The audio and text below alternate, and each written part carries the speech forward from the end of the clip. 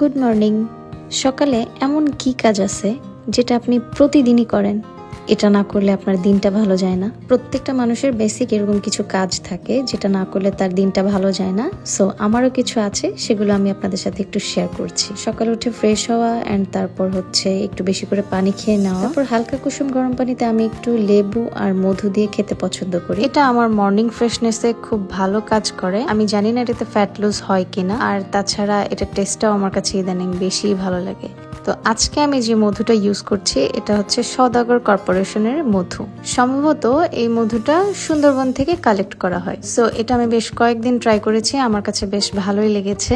যারা রেগুলারলি মধুটা খান বা আপনার বাসায় মধুর প্রয়োজন হয়, বাচ্চাদের জন্য কিন্তু মধুর প্রয়োজন হয়, সো আপনারা চাইলেই কিন্তু সওদাগর কর্পোরেশন থেকে এই মধুটা অর্ডার করে নিতে পারেন। এই তো এভাবেই আমি সকালটা শুরু করি অ্যান্ড তারপর আমি ব্রেকফাস্ট করি অ্যান্ড আমার দিনটা শুরু হয়। এটা হচ্ছে আমার রেগুলার লাইফস্টাইলের একটা পার্ট, যেটা না হলে আমার দিনটাই সুন্দর হয় না।